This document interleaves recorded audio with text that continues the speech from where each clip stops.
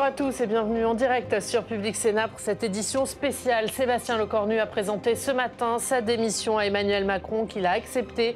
La France est donc de nouveau sans Premier ministre. Le gouvernement aura tenu 12 heures. Le pays entre dans une crise politique sans précédent. Que peut faire désormais Emmanuel Macron alors que les oppositions demandent une dissolution, voire une démission du chef de l'État et que le socle commun s'est fracturé, la rupture des Républicains et de l'UDI, les critiques de Gabriel Attal. On est ensemble pendant 1h30 pour analyser tout ça. Dans 45 minutes, l'analyse de nos éditorialistes sur cette situation politique sans précédent.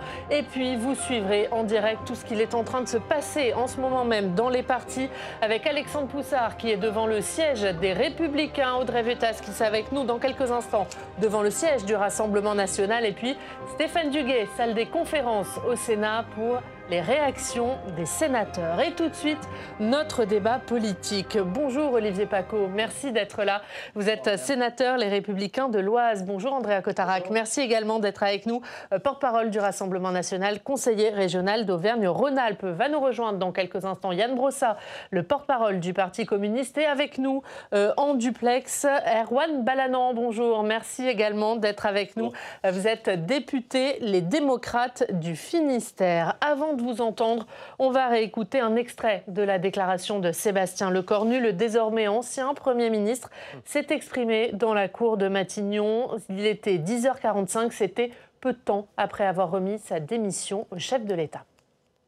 En ce lundi matin, les conditions n'étaient plus remplies pour que je puisse exercer ces fonctions de Premier ministre et permettre au gouvernement d'aller devant l'Assemblée nationale demain.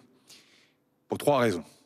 La première, c'est que précisément ces formations politiques ont fait mine parfois de ne pas voir le changement, la rupture profonde que représentait le fait de ne pas se servir de l'article 49 alinéa 3 de la Constitution. C'est-à-dire qu'au fond, il n'y avait plus de prétexte pour une censure préalable. En tout cas, il n'y avait plus de prétexte pour faire que les parlementaires refusent de faire leur métier de parlementaire, c'est-à-dire de discuter la loi, de l'amender, et le cas échéant, de voter ou non un texte. Et cette rupture, je le dis, elle a été soulignée par un certain nombre d'observateurs, d'acteurs de la vie politique, certains opposants d'ailleurs qui le demandaient historiquement, mais elle n'a pas permis ce choc de se dire on peut faire différemment et on peut construire les choses différemment.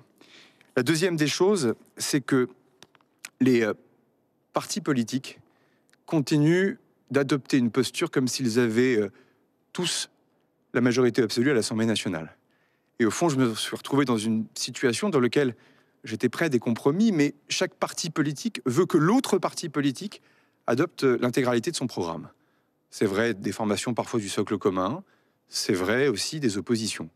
Or, nous l'avons dit, pas de coalition large, c'est un choix qui a été fait par les différentes formations politiques de l'opposition, de ne pas venir avec le socle commun au gouvernement, mais de permettre les débats et d'organiser ensuite les compromis, sachant que les compromis ne sont pas la compromission. Mais pour cela, évidemment, il faut changer d'état d'esprit et ne pas vouloir appliquer l'intégralité de son projet et de son programme. La troisième des choses, c'est que la composition du gouvernement au sein du socle commun n'a pas été fluide et a donné lieu au réveil de quelques appétits partisans, parfois non sans lien, c'est d'ailleurs très légitime, avec la future élection présidentielle. Je le dis, ou je le redis, si ce moment est le moment le plus parlementaire de la Ve République, en aucun cas, il faut revoir vivre ici les mauvais moments de la Quatrième République. Et que donc, par définition, la construction d'un gouvernement se fait en fonction de la Constitution, sur proposition du Premier ministre, nommé par le Président de la République. Le dernier message que je veux dire aux Français, c'est qu'au fond, et c'est un message véritablement d'espoir et d'optimisme, de caractère, je ne le suis pas toujours, mais suffirait de peu pour que ça fonctionne. J'avais dit ici même, on va y arriver, et je veux le redire, dans le secret des échanges que j'ai pu avoir, il suffirait de peu pour que l'on puisse y arriver, en étant plus désintéressé pour beaucoup, en sachant aussi faire preuve d'humilité, peut-être aussi un peu parfois d'effacement de certains égos, et je me suis employé, en tout cas je l'espère, à le faire. Ensuite, toujours avoir le sens de l'intérêt général et du fond. Ce qui compte, c'est ce qu'on va faire. en ayant l'humilité de considérer que certaines choses peuvent être faites avant 2027, d'autres choses seront faites ensuite, pendant le débat de l'élection présidentielle. Et au fond, il y a beaucoup de lignes rouges dans la bouche de beaucoup, en tout cas de certains, pas de tous, pas de tous. Il y a rarement des lignes vertes. Or, le principe même de bâtir un compromis entre les formations politiques, c'est d'être capable justement de conjuguer des lignes vertes et de tenir compte d'un certain nombre de lignes rouges. Mais on ne peut pas être dans les deux extrêmes, et certaines formations politiques de l'opposition l'ont compris, et je tiens à les remercier. Désormais, il faut que l'on puisse avancer, en tout cas que celles et ceux qui veulent trouver un chemin pour le pays puissent avancer. Et le dernier point, et je le dis avec respect, moi qui suis un militant qui, au fond, est gravi les marches de la méritocratie républicaine grâce à l'élection comme maire, comme président de département, comme sénateur, je suis un militant et j'ai du respect pour celles et ceux qui s'engagent, mais il faut toujours préférer son pays à son parti, et il faut savoir écouter ses militants, mais toujours penser aux Françaises et aux Français. Voilà, c'était les premiers mots de Sébastien Lecornu après avoir remis sa démission au chef de l'État. Andréa Cotarac, il a eu raison de démissionner, le Premier ministre. La réalité, c'est que, je l'avais dit sur ce plateau, lorsqu'il avait dit qu'il allait y arriver lorsqu'il était nommé Premier ministre, non, il ne pourra pas y arriver pour une simple et bonne raison, c'est que les macronistes sont minoritaires. Ils sont minoritaires. Et moi, je ne prends pas le moment avec de la panique ou de la moquerie. Je pense que les Français sont un grand peuple, hautement politisé, et que lorsque les institutions sont bloquées, la Constitution l'explique elle-même, elle la dispose, il faut s'en remettre au peuple français, c'est-à-dire par une dissolution. Les Français savent débloquer des situations, et manifestement, je le dis à vos auditeurs, c'est le front prétendument républicain qui en réalité est la cause de cette instabilité. Lorsque la France Insoumise réélit Mme Borne, puis demande l'abrogation de la réforme des retraites, c'est pas possible. Lorsque des macronistes votent pour Raphaël Arnaud, un fichier S, et qu'ils s'attaquent ou menacent des féministes, mais ça ne peut pas marcher. Je veux dire, le fond doit primer. Et nous sommes prêts à gouverner le pays, mais je crois que les Français doivent s'exprimer à travers les urnes. Tout cela n'est plus possible. Les Français en ont plus qu'assez, et je crois qu'ils en ont plus qu'assez du macronisme. Et il faut les comprendre, hein. Un taux de déficit record, un taux de défaillance d'entreprise record, un taux de pauvreté record, un taux de demande d'asile record. On va y revenir, mais vous dites qu'il n'avait pas d'autre choix que de démissionner. Pardon ? Vous dites qu'il n'avait pas d'autre choix que de démissionner. J'espère qu'Emmanuel Macron, qui est la cause, va provoquer des élections et s'en remettre au peuple français surtout. Olivier Paccaud, les Républicains ne lui ont pas laissé d'autre choix en menaçant de quitter le gouvernement. Il n'avait plus d'autre choix que la démission. Alors, si, il avait la possibilité d'essayer d'arrondir les angles, mais très... C'était encore possible ? C'était très compliqué. Mais il s'est mis lui-même dans cette situation. Je reviens un instant sur le petit extrait quand même. Moi, j'ai été assez stupéfait de son discours qui remet la responsabilité sur les partis et les parlementaires. Les parlementaires, je le cite, qui refusent de faire leur métier de parlementaire. Il faut quand même être conscient du fait que l'espèce de triangle des Bermudes, de sable mouvant dans lequel le pays est plongé, il est lié à la dissolution de l'été dernier. Monsieur Cotarac dit les macronistes sont minoritaires, mais il n'y a personne qui est majoritaire. Les macronistes, oui, sont minoritaires. Les RN sont minoritaires aussi. Le nouveau Front populaire aussi. Personne n'est majoritaire. Et donc, objectivement, si on veut sortir de ce poteau noir, pour reprendre un terme marin, eh bien, il n'y a qu'une seule solution, c'est effectivement le retour au peuple, qui peut se faire soit par une dissolution, soit par une démission du président de la République. Il a dit qu'il ne le souhaitait pas, il a les institutions avec lui. Après, la morale, c'est autre chose. Hein. Mais vous la souhaiteriez ? Parce que ce n'était pas demandé jusqu'à maintenant par les Républicains, la démission d'Emmanuel Macron. Oui, mais alors là, je parle en mon nom propre. Je suis gaulliste. Le dernier président de la République qui a démissionné s'appelait Charles de Gaulle quand il a vu que la population française n'était pas en phase avec ses souhaits. Là, je pense que la population française, très majoritairement, à 80%, n'est pas en phase avec la gouvernance d'Emmanuel Macron. Et aujourd'hui, la balle est dans son camp. C'est à lui de décider. Est-ce qu'il renomme un Premier ministre ? Est-ce qu'il dissout ? Est-ce qu'il démissionne ? Bon, on verra bien ce qu'il fera. Mais je suis très inquiet parce que ces récentes décisions politiques n'ont pas été marquées par le sceau de la pertinence. On va aller voir Erwan Balanant, député Les Démocrates du Finistère. Erwan Balanant, vous qui appartenez au camp présidentiel avec le MoDem, est-ce que vous êtes surpris ce matin de la démission de Sébastien Lecornu ? Elle était, compte tenu des événements de la soirée et de la nuit, elle était devenue assez logique en fait. On est dans une situation de blocage parce que personne ne veut faire un bout de chemin vers l'autre et vers les gens avec qui on pourrait travailler. J'écoutais M. Cotaract qui doctement nous donnait encore une de ses grandes leçons en disant les macronistes ne sont pas majoritaires. Et M. Olivier Paccaud l'a bien redit. Vous non plus, monsieur les RN, vous n'êtes pas majoritaires. Personne n'est majoritaire. Il y a quand même un fait qui a été oublié, qui était à mon avis une erreur du président, et je l'ai dit dès juillet 2024.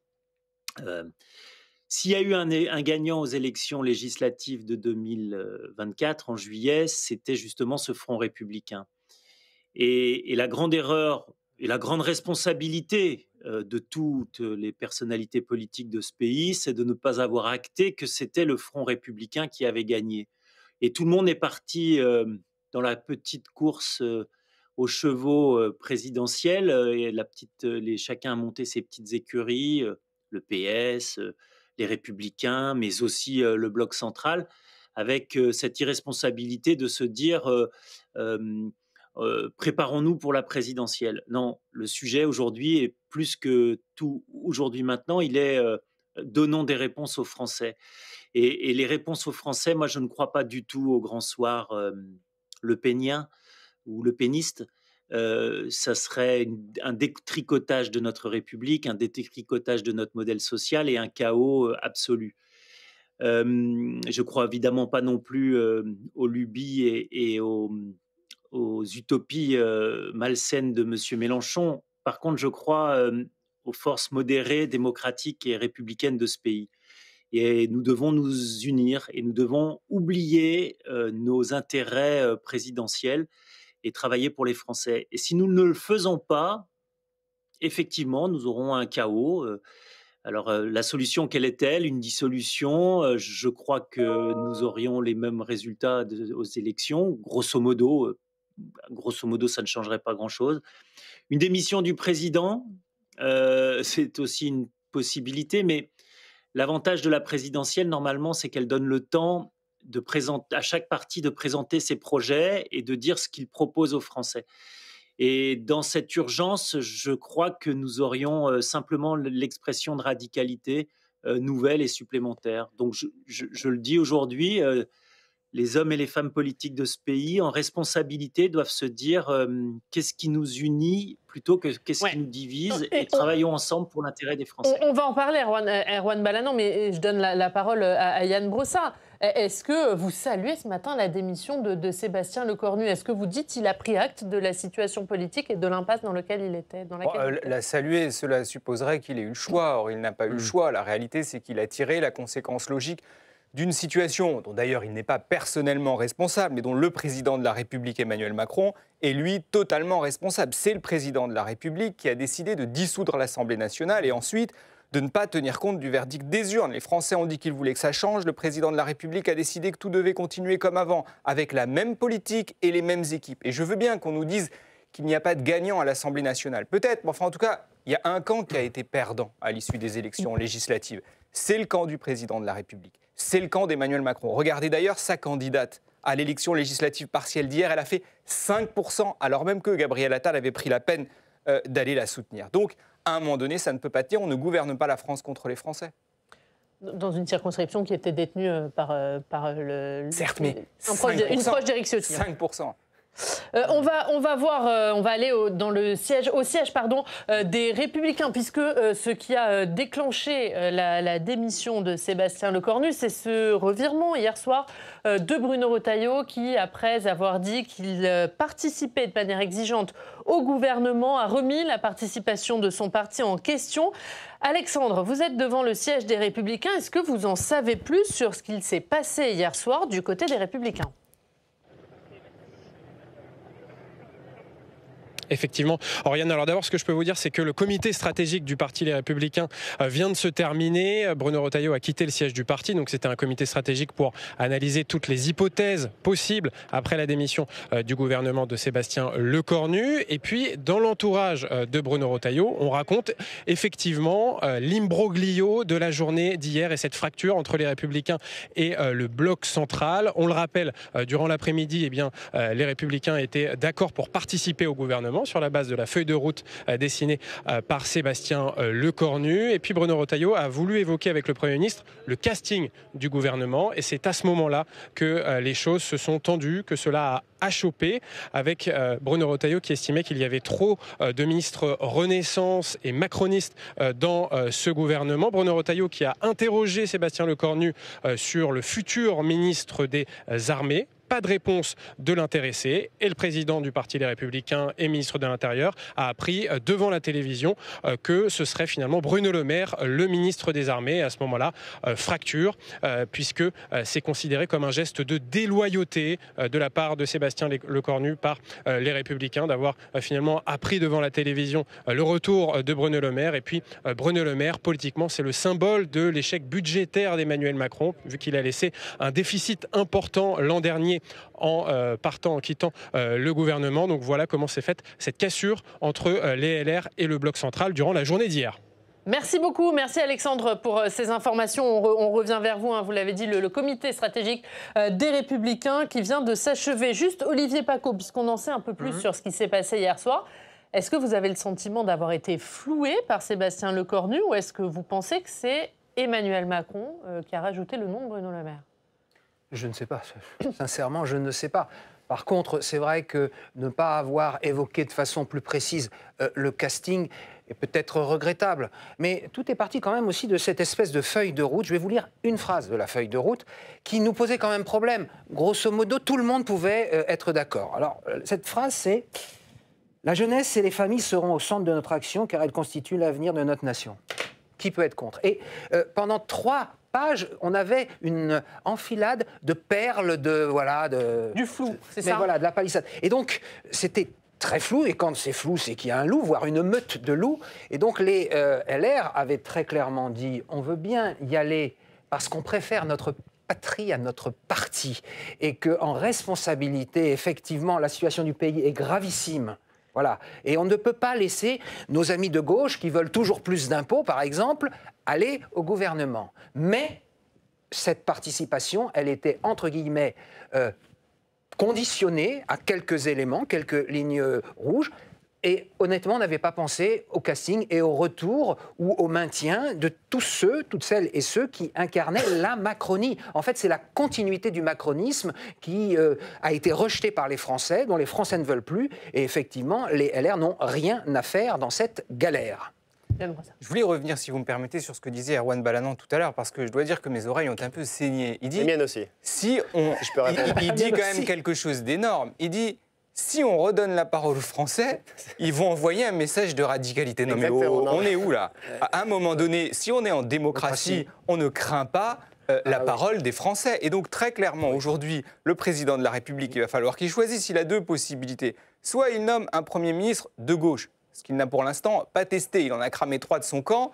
Mais il n'a jamais testé un Premier ministre de gauche. J'ajoute d'ailleurs que le socle commun n'existant plus, le premier bloc à l'Assemblée nationale, c'est le bloc incarné par la gauche. S'il ne le veut pas, s'il y rechigne pour la 4e fois consécutive, inévitablement, la question de redonner la parole aux Français, elle devra être affrontée. Il faudra aller vers une dissolution. Il faudra permettre aux Français de s'exprimer. Ce que je souhaite évidemment, c'est que la gauche puisse avoir une majorité absolue, de telle sorte qu'on puisse avoir des changements immédiats. Et là, je vois mal comment le président de la République pourra éviter de nommer un Premier ministre de gauche. Mais on ne peut pas dire qu'on craint par anticipation la parole des Français parce qu'ils pourraient voter pour quelque chose qui ne nous convient pas. Ou alors, on n'est plus en démocratie. Vous savez, on vit exactement ce qu'on a vécu au moment du référendum sur la Constitution européenne en 2005. Ce que les Français ont dit n'a pas plu à la majorité de l'époque, et à ce moment-là, ils ont imposé la Constitution européenne. C'était Nicolas Sarkozy par le biais du traité de Lisbonne. C'est grave, on ne peut pas continuer comme ça. Allez-y, Erwan Balanant.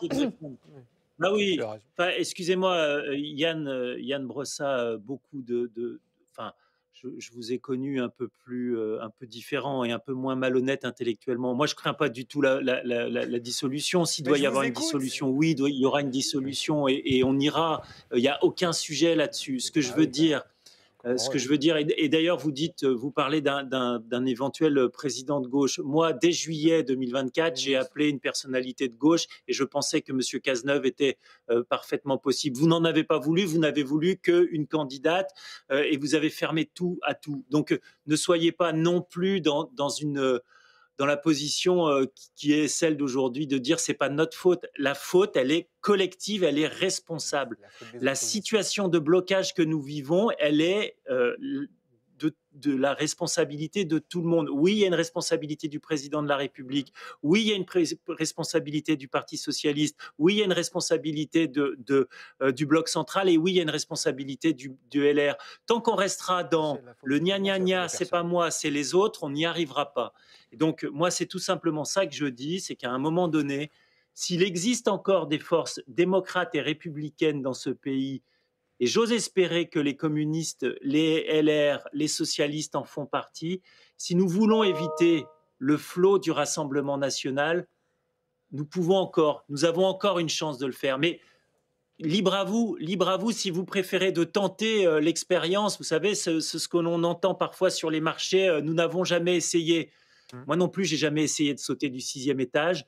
Et pourtant, il y a des gens qui ont essayé, dans d'autres périodes, de tenter les radicalités d'extrême droite. Donc c'est tout simplement ça que je dis, moi. Soyons responsables. Andrea Cotarac, je vous laisse répondre. Je dis tout simplement ça. C'est quand même assez grave. Moi, j'ai une question à poser à M. Balanant. Vous n'êtes pas gêné quand même? Votre mouvement s'appelle le mouvement démocrate et vous n'avez pas envie de demander au peuple français? Vous avez peur des élections? Je viens de vous dire que si. Deuxièmement, j'ai pas terminé, cher monsieur. Si. J'ai pas terminé, monsieur. Mais je viens vous savez, de vous dire ma réponse va être un peu plus longue. Que la dissolution pouvait être une solution. Erwan Balanant, on laisse répondre Andrea Cotarac et je vous redonne la parole. Moi, j'ai jamais dit que M. Macron a fait une erreur en provoquant la dissolution. On ne fait jamais d'erreur lorsque le président de la République s'en remet au peuple français. Jamais, M. Balanant. Jamais. Deuxièmement, vous n'êtes pas gêné non plus de dire que Marine Le Pen... Écoutez, si vous êtes démocrate, au moins laissez-moi parler. Je veux dire, vous pouvez ne pas être d'accord avec moi, il n'y a pas de problème, mais laissez-moi parler au moins. Deuxièmement, j'ai écouté M. Lecornu, l'ancien Premier ministre, dire un peu d'humilité quand même. Un peu d'humilité. Vous avez dit, avec Marine Le Pen, ce sera le chaos. Vous n'êtes pas gêné quand même que sous la Macronie, un gouvernement dure un jour, après des résultats catastrophiques sur le fond? Dette record, 1000 milliards. Vous vous rappelez, monsieur le maire. Insécurité record, demande d'asile record. Vous ramenez monsieur Retailleau au gouvernement. Un taux de pauvreté record dans le pays, jamais enregistré depuis 1996. Jamais. Et vous venez nous dire que le chaos, c'est l'opposition? Pardon, mais un peu d'humilité, monsieur. Moi, vous n'êtes pas mon ennemi au Modem. Monsieur Brossat n'est pas mon ennemi. Le Parti communiste n'est pas mon ennemi. Mon ennemi, c'est la peur du lendemain au sein des familles, des ménages. La peur du lendemain au sein des entreprises, monsieur.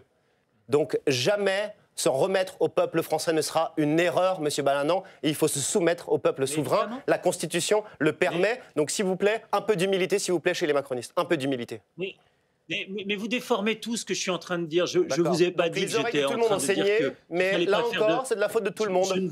Faites une introspection quand même, M. Balanant. Je ne vous ai pas dit qu'il ne fallait pas faire des élections. S'il doit y avoir des élections, il y aura des élections, comme il y a eu des élections en juillet. Est-ce que vous appelez à la dissolution, M. Balanant? Pardon? Est-ce que vous appelez à la dissolution aujourd'hui? Non, je n'appelle pas à la dissolution. Donc non. on continue avec le cornubis. Aujourd'hui à la dissolution, mais s'il doit y avoir une dissolution, il y aura une dissolution. Oui, mais je n'appelle pas à la dissolution. On a bien compris pourquoi Marine Le Pen veut la dissolution. Mais voilà. Mais voilà alors. Je suis désolé quand vous êtes dans un agenda politique, vous les rassemblements nationaux.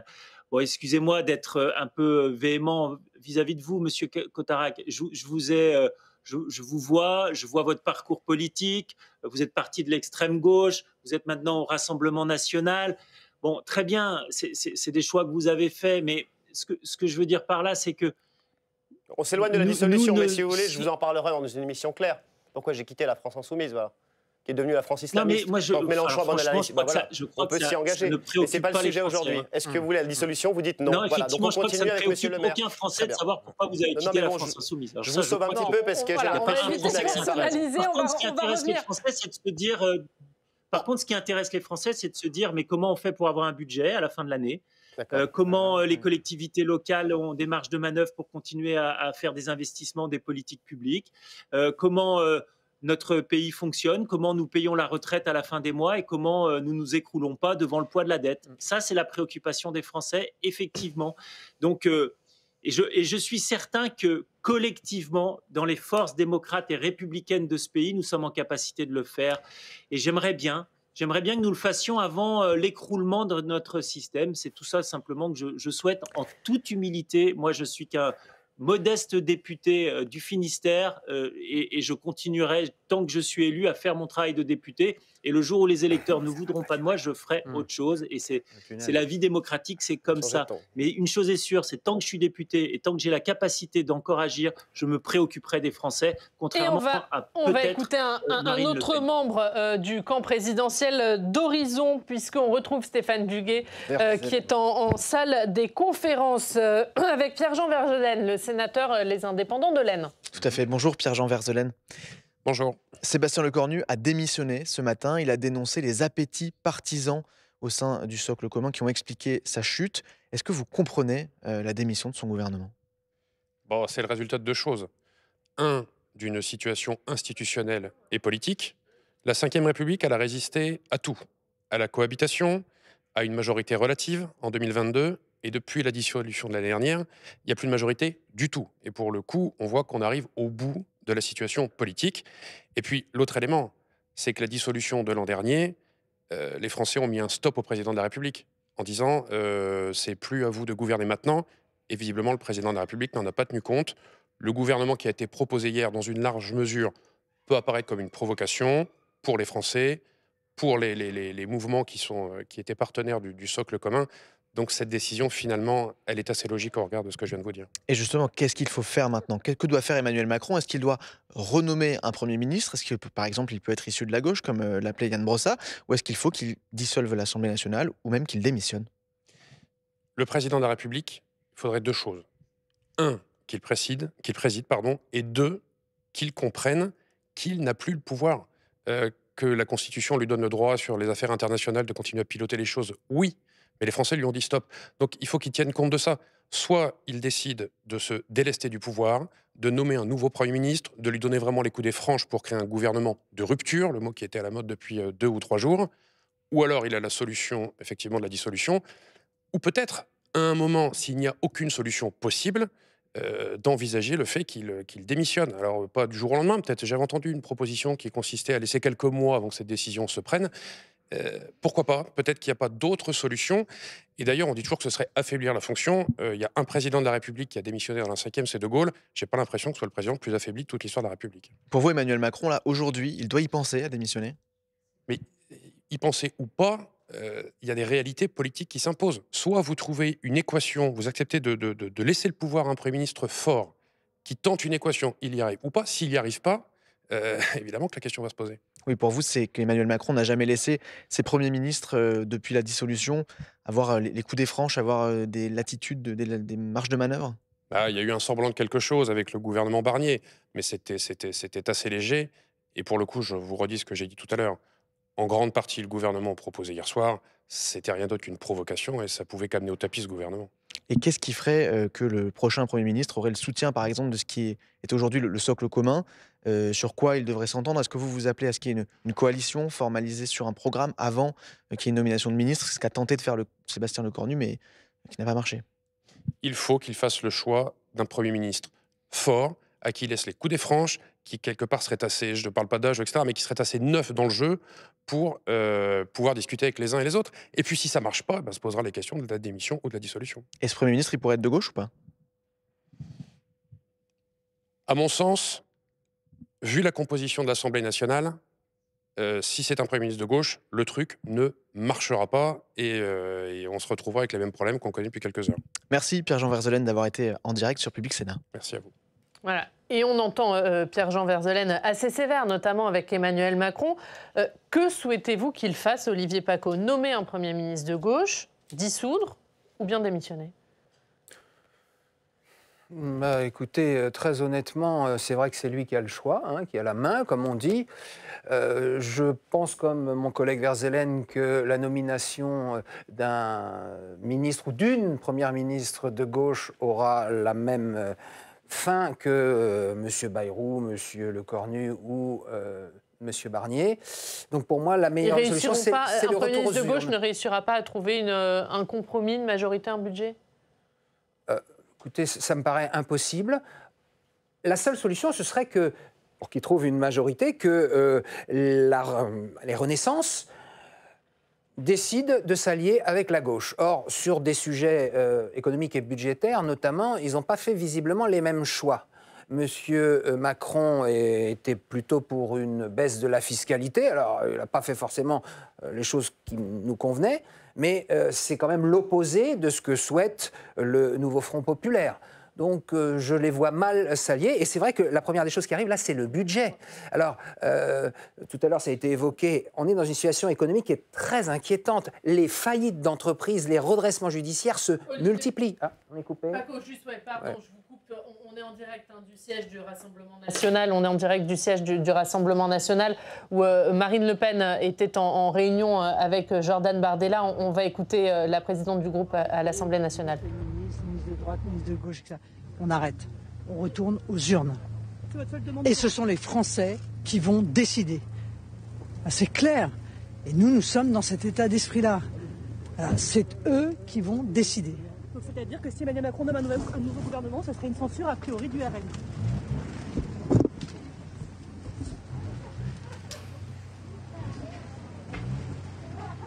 Voilà, Marine Le Pen, donc en direct du siège du Rassemblement national où se tenait une réunion avec Jordan Bardella, avant une réunion avec les députés cet après-midi. Pour vous, il n'y a pas d'autre choix désormais que d'une dissolution? J'ai dit tout à l'heure, Marine Le Pen confirme, j'ai envie de dire, en tout cas, elle l'a toujours pensé aussi, à savoir que lorsque nous avons un blocage institutionnel dans le pays, eh bien, on s'en remet non pas à un négociateur, comme l'avait proposé M. Attal, mais à un arbitre. Et l'arbitre, en démocratie, c'est le peuple souverain. Mais qui dit qu'une nouvelle dissolution aboutira à autre chose qu'une assemblée divisée en trois comme elle est aujourd'hui? Le peuple français a vu ce que c'était que le front du déni. Il a vu ce que c'était qu'une alliance qui allait de Jean-Luc Mélenchon à Laurent Wauquiez. Donc vous pensez qu'il n'y aura plus de front républicain si demain il y a des Je pense que les Français, d'ailleurs, ils l'avaient choisi en 2024. Je vous rappelle quand même que j'ai jamais dit d'abord que le RN était majoritaire, tout à l'heure. On m'a repris, mais j'ai jamais dit ça. Le RN n'est pas majoritaire dans le pays. En revanche, le pourcentage qu'a eu M. Bardella avec le nombre de suffrages est exactement le même pourcentage qu'avait eu M. Macron en 2017.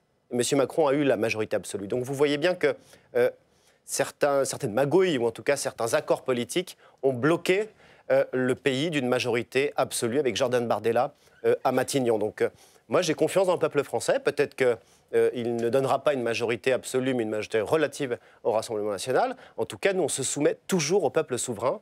Et donc j'en appelle moi aussi à la dissolution de l'Assemblée nationale. Juste que fera le Rassemblement national si jamais Emmanuel Macron choisit l'option de nommer un Premier ministre de gauche? Est-ce que là, ce sera censure automatique rien que sur le nom? On l'a toujours dit, oui. Je vous le dis aujourd'hui. Jusqu'à maintenant, vous disiez pas de censure a priori, c'était plutôt votre ligne. Dès qu'on avait dit qu'il y avait des membres du nouveau Front populaire, notamment des membres de la France insoumise. Mais s'il n'y a pas de France insoumise. Censure. C'est un gouvernement automatique. PS écologiste communiste. Censure automatique. Censure automatique. Ouais. Yann Brossat, du coup, est-ce qu'il n'y a pas une impasse si Emmanuel Macron choisit l'option de nommer un Premier ministre de gauche? Est-ce que vous aurez une D'abord, le Rassemblement national n'a pas la majorité absolue à l'Assemblée nationale, sinon c'est lui qui disposerait d'un Premier ministre. Et par ailleurs, s'il y a demain un Premier ministre de gauche, on verrait dans quelle configuration, que ferait-il? En l'occurrence, nous serons en plein débat budgétaire. Par exemple, nous mettrions en place davantage de justice fiscale par le biais de la taxe Zuckman.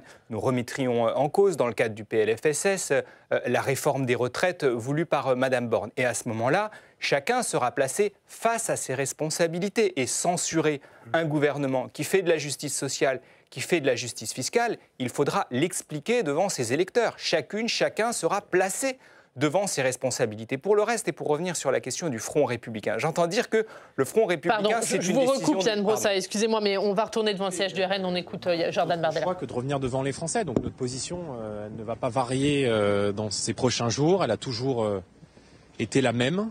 Nous considérons que tout gouvernement, aussi macroniste soit-il, n'aura aucune légitimité pour agir. Plus le président de la République patiente, plus il prend le risque de laisser la France sans budget et de prolonger l'instabilité. Donc plus tôt nous retournons aux urnes et plus tôt nous permettrons aux Français de se choisir une majorité. Plus tôt nous pourrons remettre le pays sur le chemin de la stabilité. Si Emmanuel Macron fait le choix de nommer un nouveau gouvernement, est-ce que ce serait une censure a priori du RN dans toutes les hypothèses? Non mais si vous voulez, on ne va pas changer maintenant de gouvernement toutes les 48 heures. Donc il n'y a pas de majorité à l'Assemblée nationale. Le président de la République refuse toute forme de rupture sur le fond. Il est évidemment l'homme qui, derrière le Premier ministre démissionnaire, tire les ficelles et a désigné très certainement les ministres. Donc maintenant, stop, il faut que la plaisanterie s'arrête. Il faut qu'on revienne aux urnes et que la France retrouve un fonctionnement démocratique qui soit un fonctionnement démocratique sain, stable et durable. Et il ne peut y avoir... Est-ce que ce serait une censure a priori si Emmanuel Macron nomme un Premier ministre de gauche ou un autre Premier ministre demain? Est-ce que vous censurez a priori ce Mais un Premier ministre pour faire quoi? Donc évidemment que notre position initiale qui consiste à dire que s'il n'y a pas rupture, il y a censure, elle demeurera. Je veux dire, comment est-ce qu'on peut reprendre les personnes qui ont échoué, qui ont été désavouées par les Français lors des dernières élections et venir nous les représenter avec un nouveau gouvernement comme si de rien n'était? Vous voyez bien que tout cela n'est pas sain. Donc maintenant, si les Français le veulent, nous sommes prêts à gouverner. Et si les Français ne le souhaitent pas, eh bien nous serons républicains et démocrates. Et comme nous l'avons toujours fait, nous respecterons leur volonté. Est-ce que vous pourriez déposer une motion de destitution? Vous savez que Emmanuel Macron est présent jusqu'en 2027 et qu'il ne compte pas démissionner. Vous allez devoir composer avec lui. Mais la question n'est pas de composer ou non avec le président de la République. Le président de la République est dans une impasse et le pays avec, démocratique et institutionnel. Donc s'il n'use pas de la possibilité qui lui est donnée par l'Assemblée nationale et par de nouvelles élections législatives de revenir devant les Français, alors il sera effectivement exposé directement et en première ligne. Mais dans l'ordre des choses, c'est d'abord la dissolution de l'Assemblée nationale. Est-ce que vous pourriez voter une motion de destitution?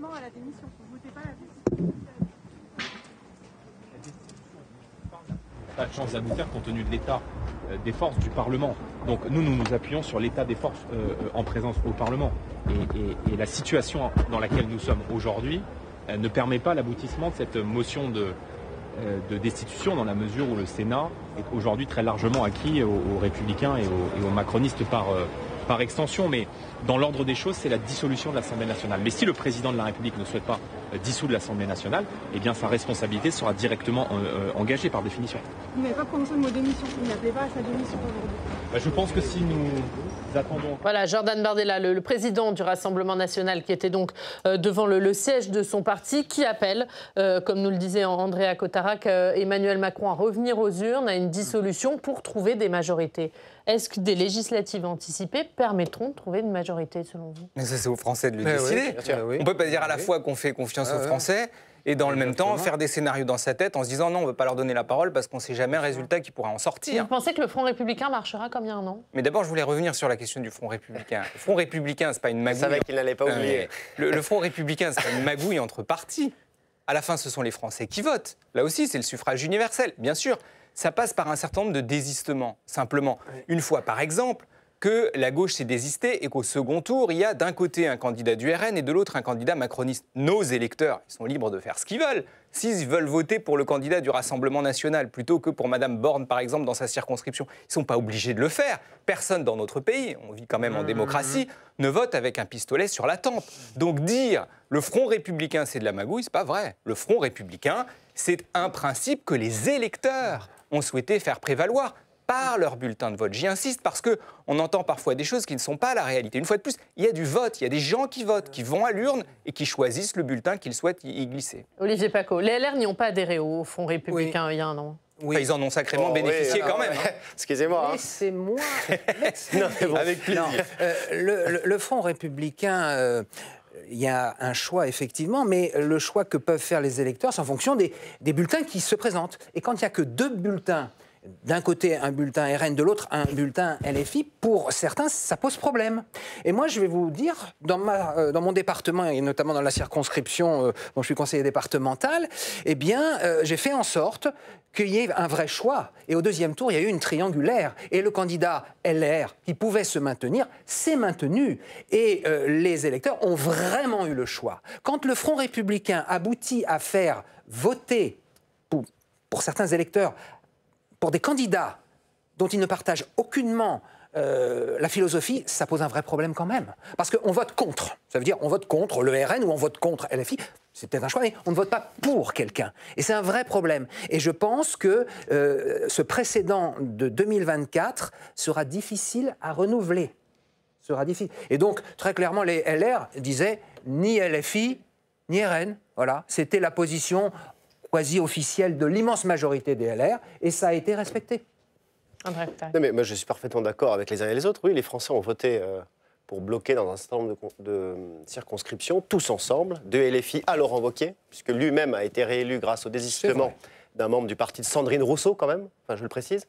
Donc vous voyez bien qu'on en est là. Alors oui, ils ont voté, c'est un choix. Maintenant, moi, je leur dis avec un petit peu d'explication, quand un militant ou un électeur communiste vote pour Madame Borne, c'est quoi la suite?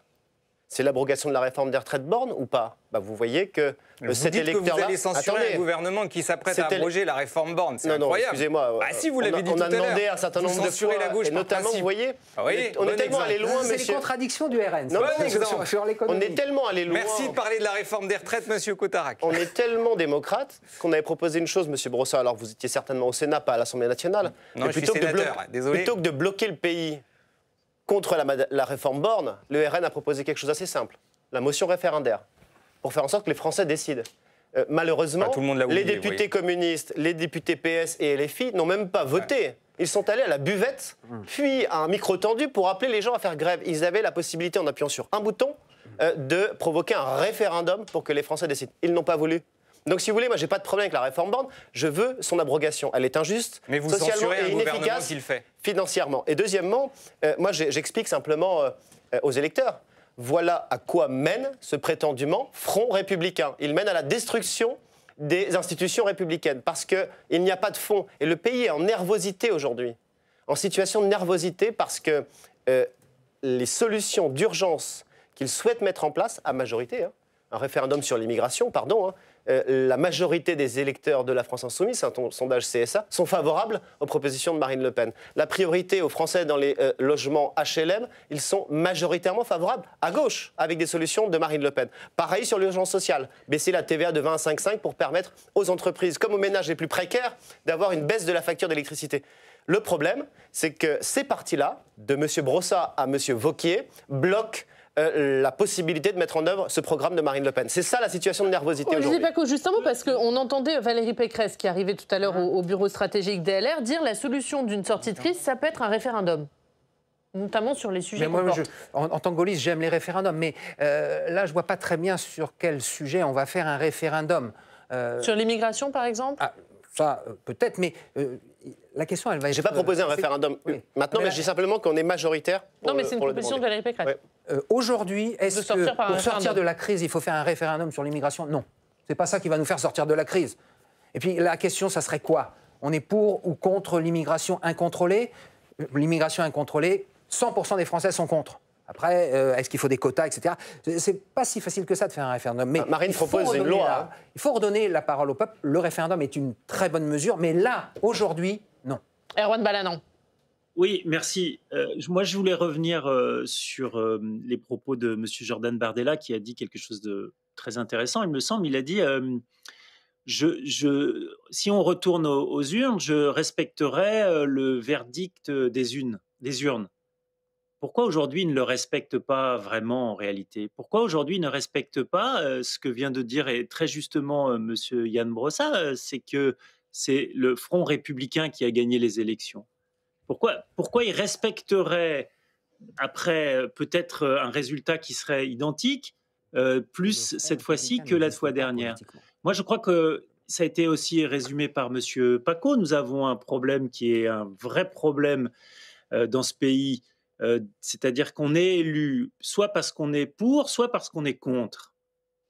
Et vous avez cette difficulté de ce scrutin uninominal à 2 tours qui ne vous permet pas d'avoir un choix à certains moments, et votre élection, votre voix, même au premier tour, ne compte rien, parce que vous savez que dans la circonscription où vous êtes, les jeux sont déjà faits par rapport à la sociologie électorale de cette circonscription. Donc vous avez plein de gens qui ne vont pas se déplacer voter. Et moi, je pense qu'une des solutions du déblocage, c'est le changement du mode de scrutin. Et vous parliez d'un référendum. Pourquoi n'imaginerions pas, par exemple, le président qui proposerait par référendum la mise en place d'une proportionnelle? Il s'avère que, et Yann Brossa, les communistes y participent, vous avez un groupe transpartisan à l'Assemblée nationale qui travaille sur une proposition de loi autour de la proportionnelle.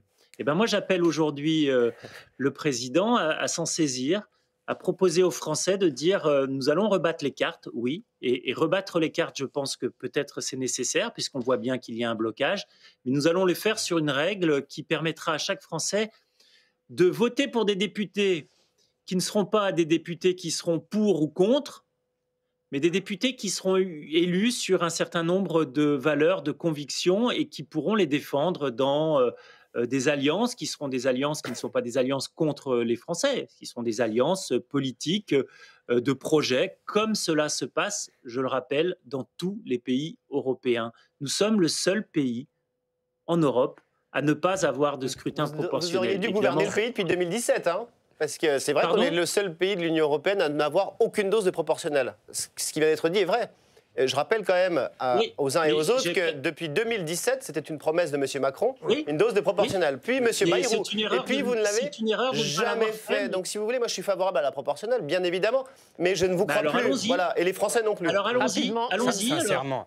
On va rentrer dans un débat budgétaire. On a 10 millions de pauvres. On ne va pas s'embarquer dans un débat sur la proportionnelle. Je pense que la principale question que se posent les Français en ce moment, c'est de savoir qui va payer et est-ce qu'ils auront la possibilité de sortir la tête de l'eau. Et je pense que c'est quand même ça l'urgence du moment. Oui, l'urgence du moment, c'est de régler la situation budgétaire. Mais vous voyez bien qu'on est bloqué. Donc, je suis désolé, en démocratie, il est toujours urgent d'améliorer la démocratie. Voilà. Et ça, je suis très étonné qu'un communiste refuse cette idée. D'ailleurs, je vous rappelle juste Balanan. Ah oui, camarade Balanan, non. Alors, non, clairement, oui, un référendum sur la proportionnelle, pourquoi pas, mais c'est pas le moment. Et si on allait jusque-là, ce référendum, après, il faudrait qu'il soit suivi d'une élection législative. Donc, autant la faire tout de suite. Merci beaucoup à tous les trois. Merci Erwan Balanan d'avoir été avec nous. On poursuit avec les réactions politiques. On retourne dans la salle des conférences du Sénat. Stéphane Duguet, vous êtes en compagnie de la sénatrice écologiste de Paris, Anne Suris. Bonjour Anne Suris. Bonjour. Merci d'être avec nous sur Public Sénat. Les écologistes ont fait un communiqué suite à la démission du gouvernement. Ils expliquent que cette démission était prévisible. Est-ce que vous vous réjouissez que le gouvernement de Sébastien Lecornu soit déjà tombé ? Non, on ne se réjouit pas d'un échec de la démocratie. On va d'échec en échec de la démocratie depuis 2022. En réalité, depuis la dissolution, puisqu'il n'y a pas eu de prise en compte finalement des élections, on a une situation qui se détériore à chaque fois. Et ça ne va pas dans un sens du meilleur. Donc actuellement, on n'a plus de budget. On n'a pas non plus de visibilité sur quoi que ce soit sur un nouveau gouvernement. On n'a pas d'alliance sérieuse autour d'un projet majoritaire. Je répète quand même que c'est le NFP qui était arrivé en majorité à la dernière dissolution. Et pour autant, eh bien, ce projet n'est pas central. Donc, quelle solution on nous propose ? C'est plutôt extrêmement inquiétant. Les Français sont très inquiets. Monsieur Bayrou avait dit il y a une grande crise économique. Eh bien, oui, on va y arriver. Grâce à tout ce qu'ils sont en train de faire en ce moment, on va y arriver. Les écologistes ont décidé qu'ils allaient rencontrer tous les partis du NFP. Vous le disiez, le NFP est arrivé en tête, c'était une coalition qui était arrivée en tête, mais vous aviez moins de députés que le socle commun, en tout cas ce qu'il en reste. Comment, aujourd'hui, vous pensez pouvoir, et si vous pensez le faire, est-ce que vous pouvez penser pouvoir mieux gouverner que le socle commun ? De toute façon, la situation est telle qu'il va falloir trouver un mode de gouvernement. Il va falloir trouver un mode de gouvernement autour du projet majoritaire. Si le projet, quand même, ce socle commun, il n'existait pas. Hein. Je vous le dis quand même, le NFP existait au moment des élections, pas le socle commun. Donc c'est quand même un vrai sujet. Donc on a, oui, là c'est une majorité, relative certes, mais qui est quand même une majorité à l'Assemblée qui a été faite, décidée par les Français et les Françaises. Ça n'est pas une petite magouille dans un coin. Hein. Donc ça, c'est un vrai sujet. LR a fait 6% à chaque fois et en fait, on leur a donné les rênes à chaque fois. Moi, ce que j'entends surtout quand ils sont partis ce matin, quand le gouvernement s'est dissous et que LR a décidé de ne pas y aller, eh bien, c'est qu'on était déjà dans les grandes manœuvres de 2027. Tant pis ou tant mieux pour eux. Mais en tout cas, nous, on doit être responsables, puisqu'il va falloir être responsable pour tout le monde, puisque ni le président de la République, ni les partis de droite qui se sont succédés n'ont été capables de faire quoi que ce soit. Donc en un mot, vous appelez Emmanuel Macron à nommer un Premier ministre de gauche. On appelle à ce que le NFP soit enfin au pouvoir et effectivement à faire en sorte qu'on ait une démocratie au pouvoir. Et à appeler, moi j'entends beaucoup cette idée arriver, mais c'est vrai, il va falloir une constituante, il va falloir aussi une proportionnelle, il va falloir changer cette institution qui ne fonctionne plus. On est bien pire que la 4e République. On est complètement dysfonctionnel. Merci beaucoup Anne Suéris d'avoir été en direct sur Public Sénat. Merci beaucoup Stéphane, bienvenue à vous. Si vous nous rejoignez en direct sur Public Sénat, on est ensemble pour une émission spéciale suite à la démission ce matin de Sébastien Lecornu. On va l'analyser avec nos éditorialistes politiques. Bonjour Tam Tranui, merci beaucoup d'être avec nous, directrice adjointe de la rédaction de Public Sénat. Bonjour Laure Salvin, merci également d'être là, directrice générale de Verian. Pablo Pio-Vivien, merci Pablo d'être avec nous, rédacteur en chef de la revue Regard, et Jean-Sébastien Ferjou. Bonjour. Jean-Sébastien, fondateur du site Atlantico. Avant de vous entendre, on va écouter Bruno Retailleau. Il y avait le président des Républicains, il y avait un comité stratégique ce matin des Républicains, et on écoute Bruno Retailleau, il était l'invité du 13h de TF1. Avec toutes les difficultés que ça peut comporter, j'ai essayé de donner, malgré ces limites, le meilleur de moi-même pour la France et les Français. Hier, j'ai été reçu pendant 1h30 par le Premier ministre, quelques minutes avant que la composition du gouvernement ne soit donnée. Jamais il ne m'a dit, il m'a caché, qu'il y aurait la nomination de Bruno Le Maire. Donc un problème de confiance. Quand on est dans une équipe, on a besoin de confiance. Vous savez, les valeurs de la vie politique, ça devrait être les valeurs de la vraie vie. Et ensuite la rupture. Le Premier ministre, vous l'avez entendu comme moi, il voulait cette rupture. Et on se retrouve avec un gouvernement où il y a le retour. Peu importe Bruno Le Maire, c'est pas pour ce qu'il est lui. C'est sans doute une personne estimable. Mais c'est quand même lui qui a déclenché votre tweet incendiaire d'hier soir. Pour ce qu'il représente. Pourquoi pose-t-il autant de problèmes, selon vous? Pour la représentation que les Français peuvent en avoir. Moi, j'ai ressenti hier ce que des millions de Français ont aussi ressenti. Pourquoi? On promet une rupture et on se retrouve avec des chevaux de retour. Et y compris, je ne connais pas, moi, sa vraie responsabilité dans les plus de 1000 milliards d'euros de dette. Mais il y est associé, peu importe. Il le symbolise. C'est un révélateur d'une sorte de déconnexion. C'est-à-dire que d'un côté, on promet la rupture, et de l'autre côté, il n'y en a pas du tout. Mais les vrais gens, les gens qui voient ce spectacle affligeant, comme l'a dit quelqu'un, ils n'en reviennent pas. Voilà, Bruno Retailleau qui emploie les mêmes mots que Gabriel Attal. Spectacle affligeant, il pointe à un problème de confiance et à des mots très durs. Il a été floué, lui et les Républicains, par Sébastien Lecornu. Floué, en tout cas c'est ce qu'il en dit. Je pense surtout qu'il n'a pu que constater les réactions extrêmement virulentes dans l'électorat LR hier, et pas que dans l'électorat, enfin aussi au sein du parti. Ça a chauffé sur les boucles WhatsApp dès hier soir en entendant l'annonce du gouvernement. Et c'est vrai qu'il y a quelque chose d'assez extravagant à entendre ce gouvernement qui aurait pu être annoncé quasiment en 2017, à l'exception justement de Bruno Retailleau. Et effectivement, il y a quelque chose d'irrationnel qui s'est cristallisé autour de Bruno Le Maire, même si on peut concevoir quand même que c'est l'homme qui, pendant des années, a assuré que tout allait bien, qui, en privé, disait que les comptes étaient catastrophiques et qui s'est soumis finalement au président de la République sur l'incroyable dérive budgétaire dans laquelle la France s'est engagée, sachant quand même que la sincérité budgétaire est un principe à valeur constitutionnelle, mais curieusement, celui celui-ci, personne n'a l'air de s'en préoccuper.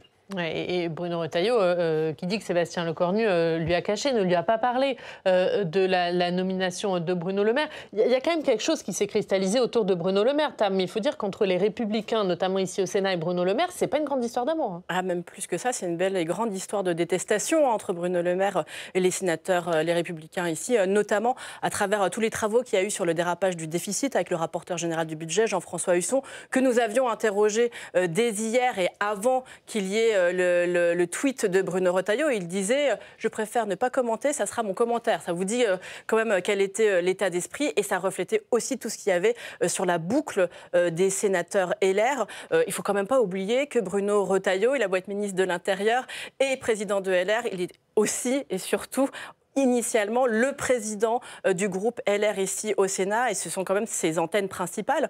Moi aussi, dans cette réponse de Bruno Retailleau au 13h, je vois une réponse au tacle qu'il y a eu à la fin, tout à l'heure, du discours de Sébastien Lecornu, quand il a dit « il faut toujours préférer son pays à son parti ». Je le dis moi-même, comme étant un militant, c'est évident que là-dedans, il a évidemment senti l'adresse, le tacle qui lui était adressé et qu'il a essayé de répondre. D'ailleurs, toute la séquence depuis ce matin, ce n'est que cela. Hein. On a vu Sébastien Lecornu qui aussi a décidé de démissionner directement pour ne pas donner la séquence à la droite qui allait expliquer pourquoi est-ce qu'elle avait décidé de quitter le gouvernement. Ouais, Sébastien Lecornu, on va y revenir, qui a également parlé de posture, d'appétit partisan dans son discours.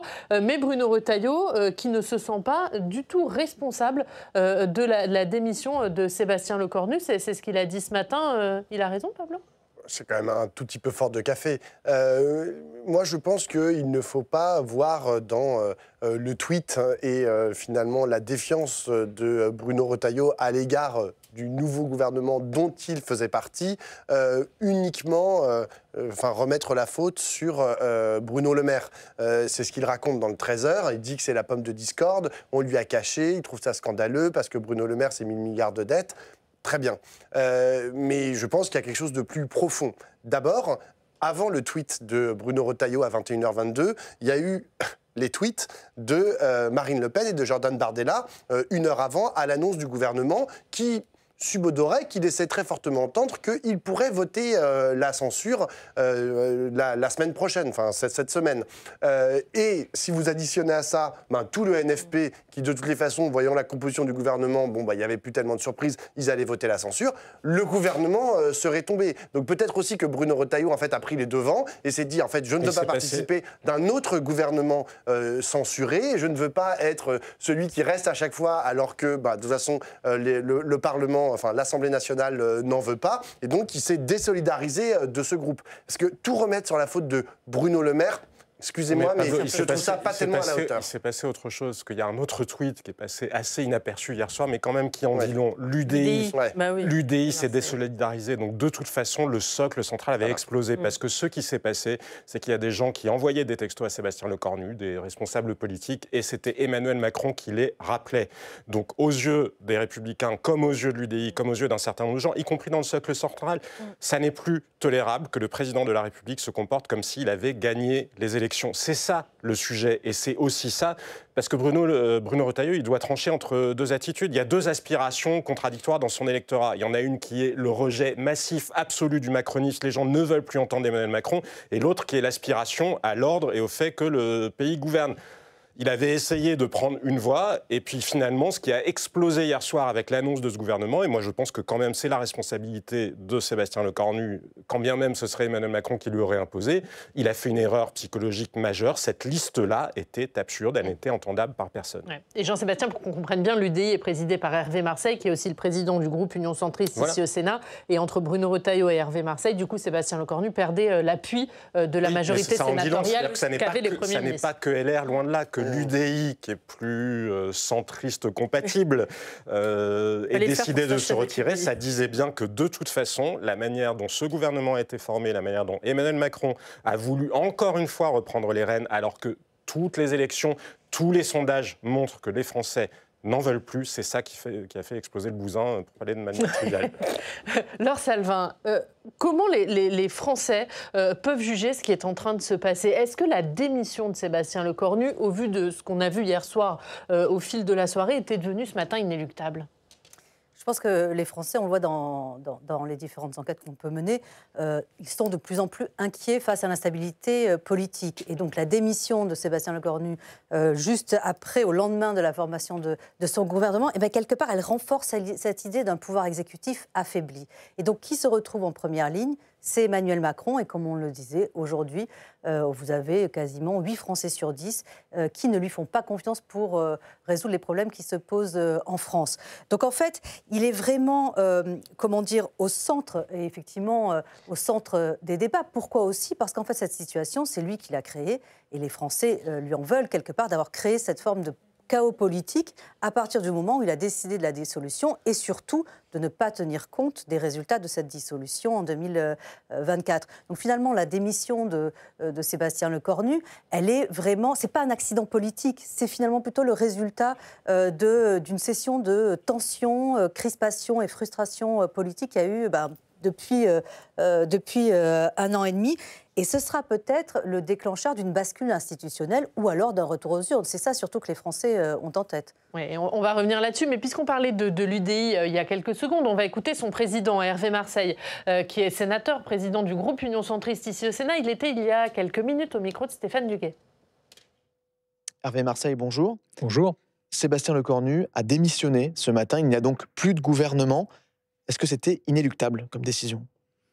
À partir du moment où mes collègues des Républicains avaient annoncé par la voix de Bruno Retailleau qu'ils se réunissaient parce que le gouvernement ne reflétait pas l'état de l'opinion et de ce qu'ils en attendaient, il y avait de fortes présomptions pour qu'ils quittent le gouvernement. Et je pense que le Premier ministre a tiré les conséquences de cette situation et a préféré démissionner parce que il n'a pas attendu d'avoir cette décision qu'il voyait comme inéluctable.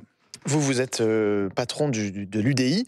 Hier, dans un communiqué, vous avez dit que vous repreniez votre liberté. Pourquoi avoir fait cette décision de quitter le socle commun auquel vous apparteniez ? Je n'ai pas quitté le socle commun, j'ai quitté le soutien au gouvernement parce qu'il est apparu dès hier que les choix politiques faits par le Premier ministre nous plaçaient en dehors du périmètre de son gouvernement et de ses soutiens.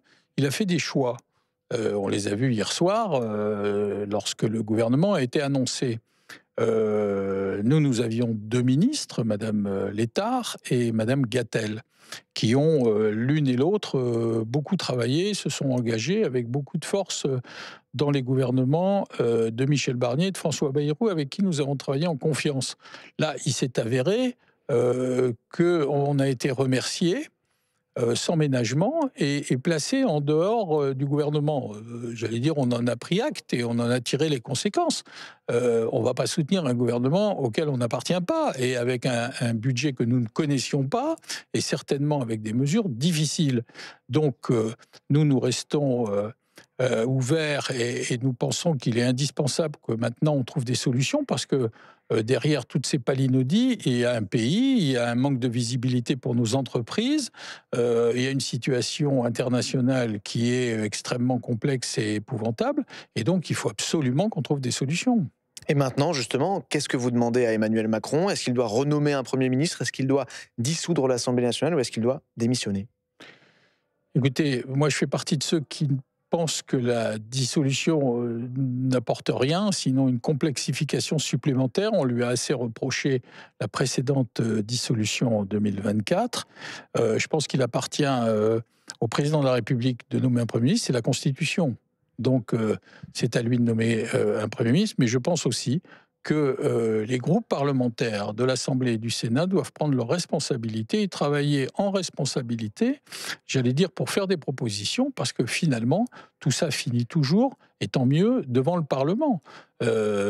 Aujourd'hui, on sait très bien que nous avons une tripartition. Il y a une droite radicale, une gauche qui est forte, et un bloc central. Et donc, ces 3 forces ne peuvent pas s'entendre. Et il faut trouver des solutions, notamment entre le bloc central et les socialistes, parce qu'il y va de l'avenir du pays. Merci Hervé Marseille. Merci. inéluctable. Est-ce qu'il est encore possible, alors on se parle, de discuter entre le bloc central et les socialistes, de trouver des solutions, ou est-ce que la dissolution est devenue inéluctable ? Je pense qu'il y a quand même encore des étapes possibles avant la dissolution.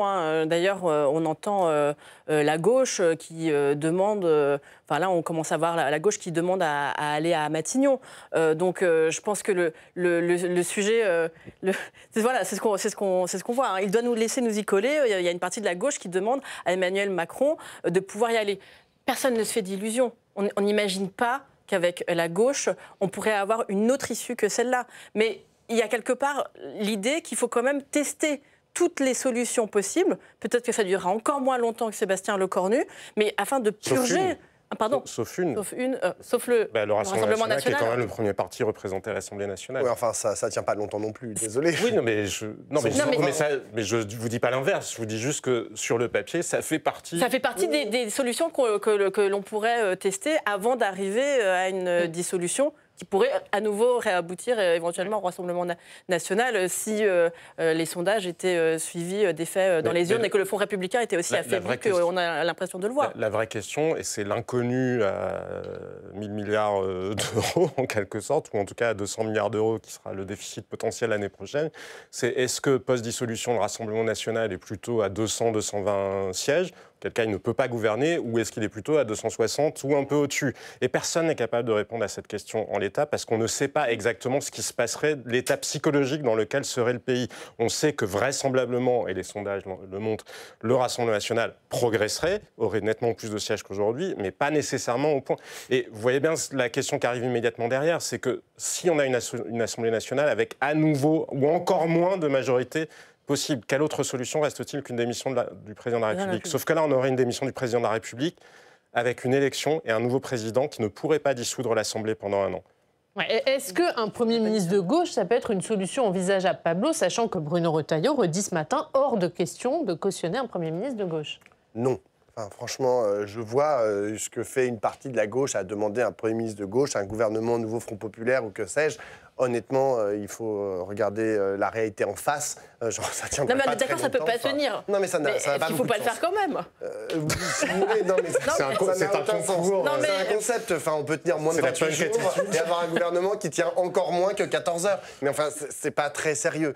Non, moi, je pense qu'il faut revenir à la proposition de Jean-François Copé, qu'il a faite il y a plusieurs mois. Oui, je cite Jean-François Copé. Jean-François Copé, il a dit qu'il faut qu'à l'horizon, à un horizon décent, à moyen terme, pas à court terme. Il ne faut pas faire une dissolution et paf, en 3 semaines, une élection, des élections législatives. Ça ne sert à rien. Il n'y a pas le temps d'avoir un débat public, il n'y a pas le temps de faire de la politique. Il faut qu'à horizon 6 mois, par exemple, après les municipales, il y ait un horizon d'élections présidentielles puis législatives. Et le temps que tout le monde, en fait, puisse se mettre en marche, tout le monde puisse réfléchir, tout le monde puisse faire de la politique et pas que ça se fasse comme la dernière dissolution, comme ça, en espèce de 3 coups de cuillère à peau et genre, on se met tous d'accord. Le nouveau Front populaire, en l'espace de 3 jours, paf, on fait un programme qui ressemble pas à grand-chose où personne n'est d'accord, mais ils signent tous en bas de la page. Genre, des partis de l'autre côté de l'échiquier politique qui essayent de faire des propositions, mais en fait, on sait toujours pas où habitent les LR, l'UDI, le MoDem, enfin tout ça.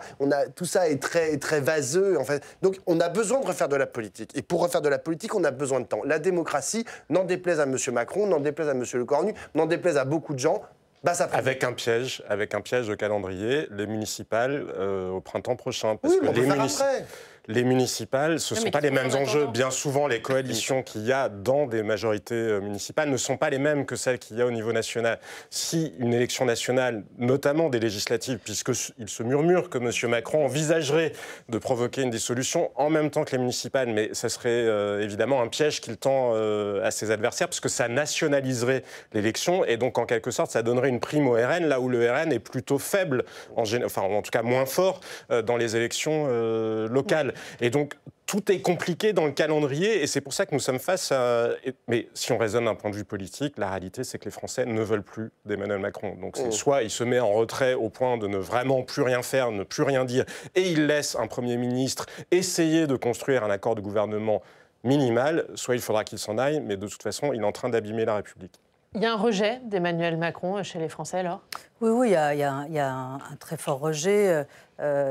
D'ailleurs, depuis notamment la dissolution en 2024, effectivement, et qui n'a fait que s'accentuer, Emmanuel Macron est le deuxième président de la République de la 5e République, qui effectivement a un taux de défiance, un score de défiance dans l'opinion très fort. Le dernier en date, c'était François Hollande. Il était arrivé à 11% de confiance. Aujourd'hui, Emmanuel Macron est à 15-16% de confiance seulement. Donc effectivement, oui, il y a une véritable haine pour une partie des Français. Il y avait une espèce d'indifférence, teintée de mépris peut-être, mais pas de haine. Et en parlant de mépris, justement, ce que nous disent les Français, c'est justement ce sentiment d'être méprisé depuis un certain nombre d'années. Et c'est très fort, en fait. Le risque, c'est de voir cette colère, ce désamour se transformer aussi en désengagement, voire en lassitude démocratique. Mais est-ce que pour autant les Français, ils veulent le départ immédiat d'Emmanuel Macron ou est-ce qu'ils disent ça peut attendre le terme de son mandat en 2027 ? Non, je pense qu'effectivement, vous avez quasiment 7 Français sur 10 qui aujourd'hui souhaiteraient que Emmanuel Macron démissionne. Et je pense que c'est justement le retour de la politique au temps long qu'attendent les Français. C'est-à-dire que plutôt que effectivement de décider à la petite semaine en fonction effectivement des enjeux des 15 prochains jours, ce que souhaiteraient les Français, c'est justement qu'il y ait une remise à plat les raisons de la cohésion sociale, de la cohésion nationale, pourquoi continuer à vivre ensemble, quelles sont les grandes thématiques sur lesquelles les hommes politiques, on attend que les hommes politiques se positionnent. Et ça, effectivement, tant qu'on continue effectivement à être dans le temps court, c'est quelque chose qui n'est absolument pas faisable et envisageable. Pablo. Oui, moi je voulais rajouter par rapport à la défiance des Français vis-à-vis d'Emmanuel Macron que à l'Assemblée nationale aussi, il y a une très grande défiance vis-à-vis d'Emmanuel Macron. Lorsque vous regardez, les partis d'opposition, j'en parle même pas, mais ils sont majoritaires à l'Assemblée nationale lorsqu'on les met tous ensemble. Eux, ils sont excessivement défiants vis-à-vis d'Emmanuel Macron, voire essentiellement parfois agressifs, y compris verbalement vis-à-vis de la personne du président de la République, mais y compris dans le socle commun, lorsque vous écoutez par exemple, le patron de Renaissance, Gabriel Attal, il a des mots, lui aussi, assez durs vis-à-vis d'Emmanuel Macron. Édouard Philippe aussi. Et le Modem aussi. Non, mais donc c'est-à-dire que la défiance, et ça, c'est une différence avec François Hollande. Parce que François Hollande, certes, il y avait des frondeurs au sein de sa majorité socialiste, mais quand même, il conservait une sorte de dialogue, il pouvait aller leur parler, etc. Aujourd'hui, Emmanuel Macron, qui est président de la République, dont tout le monde, en fait, pointe du doigt les choix catastrophiques de Premier ministre depuis maintenant la dissolution, eh bien lui, il ne peut même pas parler en fait à ce qui pourrait être son socle commun, sa majorité. Oui, qui est-ce qui a dit un président de la République ne devrait pas pouvoir rester s'il a un vrai désaveu en termes de majorité. En tout cas, c'est l'idée que je m'en fais, qui est la seule qui peut accompagner le fait d'assumer les fonctions qui vont avec. Emmanuel Macron, 2019. Non mais quand même, on se dit que s'il veut être cohérent avec lui-même et avec ce qu'il a pu dire en 2019, c'est-à-dire encore sous le premier quinquennat, à un moment quand même où il était en difficulté, chahuté par les gilets jaunes, etc., mais où il avait la majorité absolue à l'Assemblée nationale, c'est lui-même. Et effectivement, il voit très bien que c'est la démonstration du blocage qu'il avait lui-même craint en 2019 et que, effectivement, c'est absolument ingouvernable dans cette situation. Il y a un deuxième verrou, parce que autant je suis persuadé qu'effectivement, Emmanuel Macron est devenu un des nœuds du problème et aussi longtemps qu'il sera là, on ne s'en sortira pas. Le deuxième verrou, c'est, regardez, pourquoi on en revient à cette instabilité-là? Parce qu'on est de retour à la même chose que sous la 4e République, et ce n'est pas une question d'institution, c'est le fait que sous la 4e République, on excluait les communistes et les gaullistes par principe des gouvernements qui étaient constitués. Aujourd'hui, on exclut les insoumis et on exclut le Rassemblement national. Alors à partir du moment où, en quelque sorte, il y a quasiment la moitié des électeurs français à qui vous dites « Ah ben vous, désolé, mais vous pouvez voter autant que vous voulez, vous n'avez pas vocation à gouverner ». C'est absurde. À un moment, il faut accepter, soit il y a des partis qui sont interdits parce qu'ils sont dangereux, soit ils sont élus, et s'ils sont élus, ils peuvent, après, à charge aux partis politiques, de faire des accords ou non. Ce que vous dites. Comment ? Il n'est pas question d'arc républicain. Mais voilà, ça n'a pas de sens quand on est arrivé à ce niveau-là dans l'opinion. Ou sinon, il faut interdire de voter aux Français qui penseraient mal, entre guillemets. Et aussi longtemps, et ça, quand même, la gauche porte une responsabilité particulière là-dessus, où on disqualifie par principe des adversaires en les traitant plus comme des ennemis que comme de simples adversaires politiques qu'on combat, de toute façon, ça générera ce malaise démocratique. Ouais, et Emmanuel Macron qui a vu son socle commun se fracturer, notamment les mots très durs et l'attitude l'attitude des Républicains. On va retourner devant le siège des Républicains. On vous retrouve, Alexandre Poussard. Il y avait un bureau stratégique ce matin et puis Bruno Retailleau, dans la foulée, a pris la parole, invité du 13h de TF1. Qu'est-ce qu'on peut retenir de ça ? Effectivement, Oriane, Bruno Retailleau qui estime que les Républicains ne sont pas responsables de la crise actuelle et de la démission du gouvernement de Sébastien Lecornu. Pour Bruno Retailleau, le problème, c'est que le gouvernement composé par Sébastien Lecornu était trop macroniste, trop associé au président de la République Emmanuel Macron et donc concentrait un risque très fort de censure. Et puis il évoque quand même une rupture, mais pas la rupture promise par Sébastien Lecornu, il évoque une rupture de confiance entre lui et le Premier ministre sur la composition de ce gouvernement, puisqu'il l'a dit hier après-midi, il s'est entretenu pendant 1h30 sur ce casting gouvernemental à Matignon avec Sébastien Lecornu et Sébastien Lecornu ne lui a pas dit que le ministre des Armées serait Bruno Le Maire. Bruno Retailleau l'a appris à la télévision au moment de l'annonce de la composition de ce gouvernement. Et donc, ça a été perçu par Bruno Retailleau comme un geste de déloyauté qui a mis en colère les Républicains. Et c'est ce qui explique la cassure entre les LR et le bloc central. C'est une véritable histoire de confiance. Et donc, Bruno Retailleau, maintenant, avec cette nouvelle étape dans cette crise politique, il renvoie la balle vers Emmanuel Macron. On l'écoute. Dans cette période de trouble que traverse le pays, il faut qu'ils prennent la parole, évidemment. En tout cas, le spectacle qui est donné aujourd'hui au niveau national est en train de désappointer les Français. On a besoin d'un budget. La France a besoin d'une stabilité.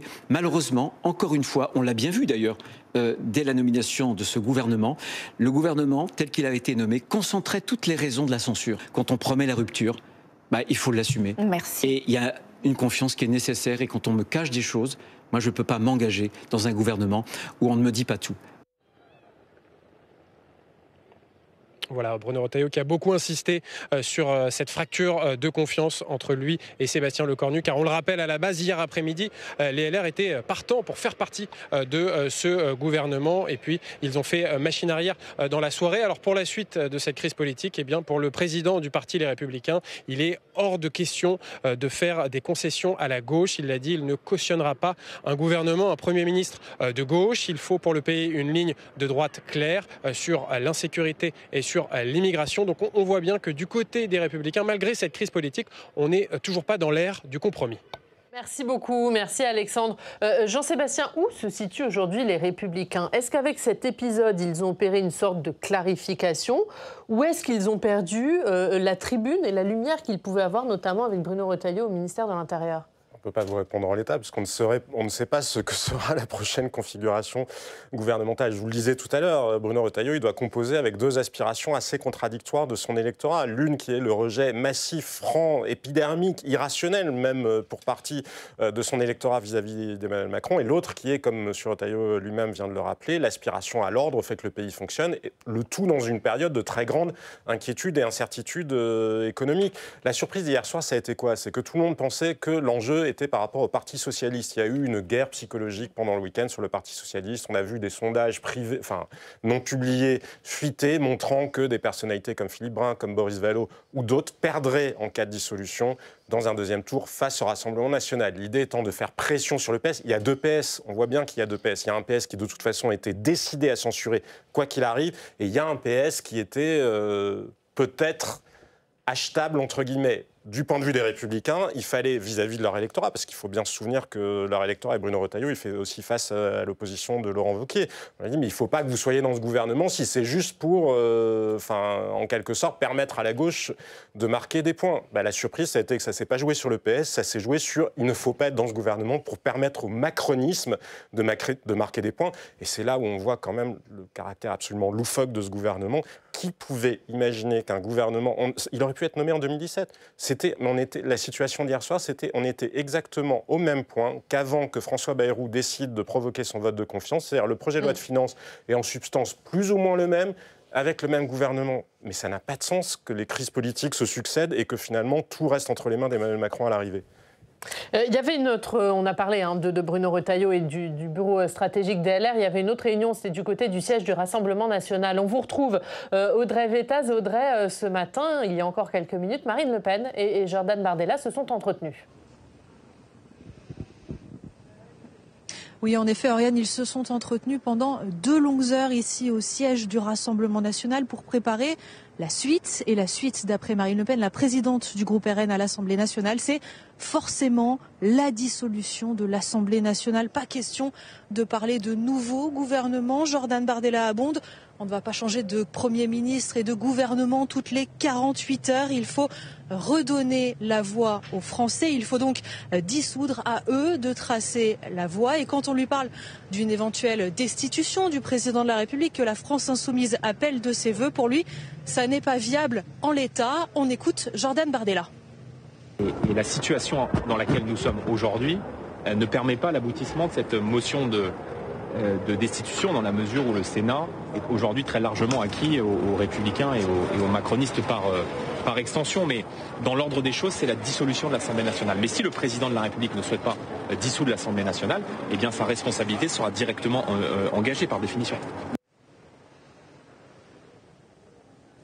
Vous l'avez entendu, la priorité au Rassemblement national, c'est donc la dissolution de l'Assemblée, et les réunions s'enchaînent pour se préparer au mieux. On parle d'une réunion cet après-midi à l'Assemblée nationale. Merci beaucoup Audrey. Le Rassemblement national qui appelle à un retour aux urnes, qui appelle à la dissolution, est-ce que ce sont eux qui pourraient bénéficier de législatives anticipées, Laure ? C'est vrai que quand on regarde les projections et quand on regarde effectivement les intentions de vote pour de futures élections législatives, on voit qu'il y a un seul quasiment parti qui prendrait beaucoup plus de voix finalement que lors de 2024, c'est le RN. Il y a le RN et les Républicains. En revanche, tous les autres partis, effectivement, et y compris la majorité présidentielle, risqueraient de perdre un certain nombre alors évidemment de voix, mais aussi potentiellement de sièges. La question, effectivement, de savoir quelles seraient les configurations de second tour. Et ça, en effet, on ne les a pas, puisque on ne sait pas s'il y aurait un front républicain ou pas, si il y aurait des alliances. On ne connaîtrait pas la participation. Et ça, c'est un enjeu, la participation. C'est vrai que...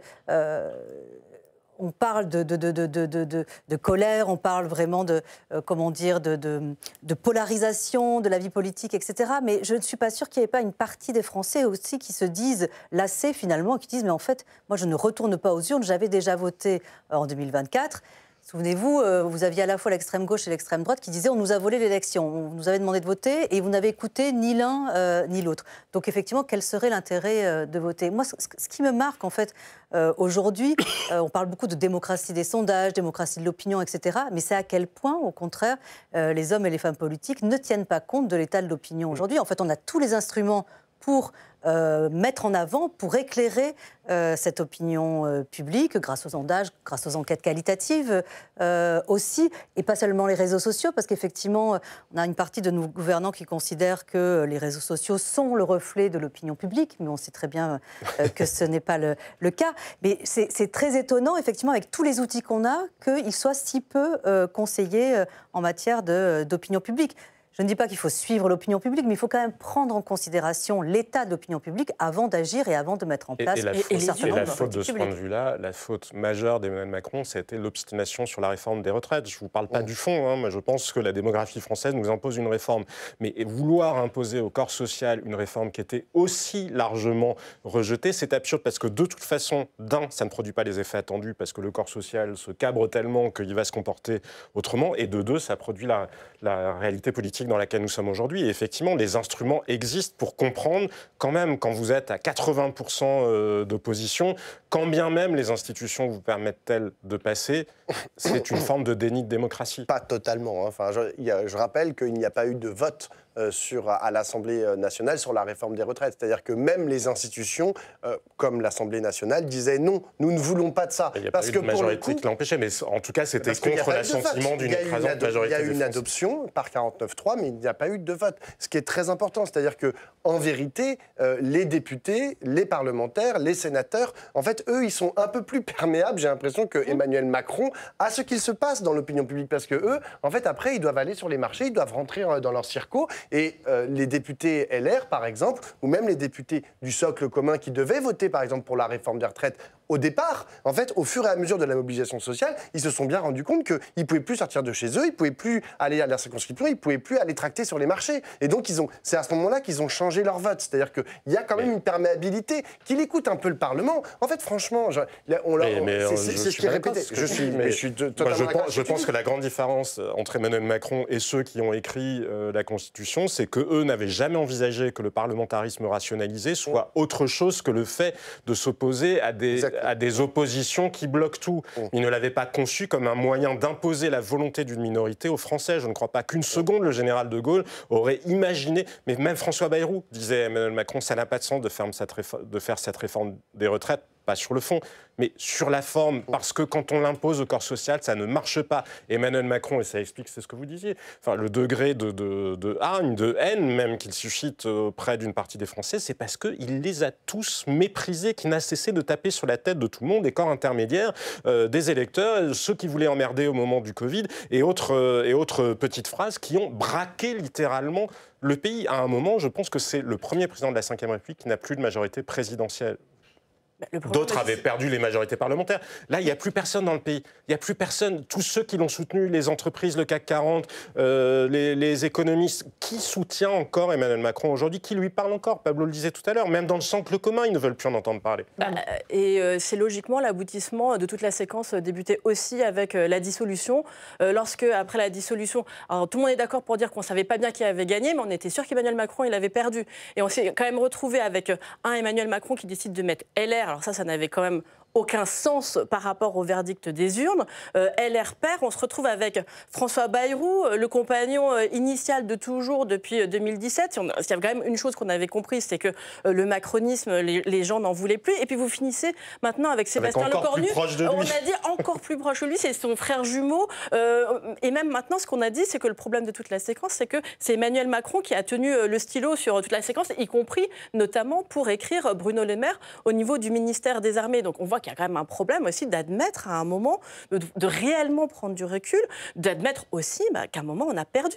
C'est quand même tout simplement cela qu'on doit accepter avec la démocratie et qu'on appelle les gens aux urnes. Donc s'il y a une nouvelle dissolution et s'il y a des nouvelles législatives, il faudra quand même en tenir compte jusqu'au bout et jusqu'à Matignon. On est en train de subir l'agonie du macronisme. Et le problème, c'est qu'aujourd'hui, du fait de la place d'Emmanuel Macron dans l'édifice institutionnel, il est président de la République, l'agonie du macronisme est en train de ressembler à une agonie de la Ve République, voire à une agonie de la République tout court. C'est-à-dire que, mais il faut dissocier absolument et très rapidement les deux. Ce n'est pas parce qu'aujourd'hui, le macronisme, la proposition d'Emmanuel Macron est largement rejetée que la France est finie. Or, c'est ça que raconte Emmanuel Macron. Ouais. C'est ça que raconte François Bayrou. C'est-à-dire, c'est soit c'est notre proposition, soit c'est le chaos. Eh ben non, les camarades, on a le droit d'avoir des propositions alternatives. Un dernier mot, est-ce que Emmanuel Macron doit prendre la parole? C'est ce que demande Bruno Retailleau. Est-ce que les Français attendent dans cette crise politique inédite une prise de parole du chef de l'État ou est-ce qu'ils ne l'écouteraient même pas? Je pense que d'un point de vue symbolique, c'est important. Pourquoi? Parce qu'il est considéré comme le responsable de cette situation-là. Et donc en tant que responsable, effectivement, je pense que les Français attendent des explications ou en tout cas un début de sortie de crise. Ensuite, malgré tout, quand on voit effectivement sa cote de confiance, on voit bien que ce n'est pas ce qui va changer l'opinion à son égard. Mais symboliquement, d'un point de vue symbolique, effectivement, je pense que ce serait bienvenu. Un dernier mot, Jean-Sébastien? Oui, il est quand même garant du fonctionnement régulier des institutions. On voit bien que là, nous ne sommes plus dans un fonctionnement régulier des institutions parce qu'on est dans le blocage absolu. Pablo. Là, le risque absolu, c'est qu'il renomme un Premier ministre qui lui ressemblerait, qui serait issu du socle commun, genre de Normandie, ou je sais pas, il pourrait nommer à nouveau Michel Barnier, et on peut retourner tous les ans. Alors, le Barnier, Bayrou, Lecornu, Barnier, Bayrou, Lecornu. Non, mais on n'est pas sûr qu'ils aient envie d'y aller, hein, parce qu'il y a aussi cette là. Mais je pense qu'il y en a quand même certains qui ont compris les Merci à tous les quatre. Merci beaucoup de nous avoir suivis pour cette édition spéciale suite à la démission de Sébastien Lecornu. La France est donc de nouveau sans Premier ministre, est entrée dans une crise politique sans précédent. On va y revenir évidemment à 18h avec Thomas Hugues dans Sens Public et nous on se retrouve demain. Très bonne journée sur Public Sénat.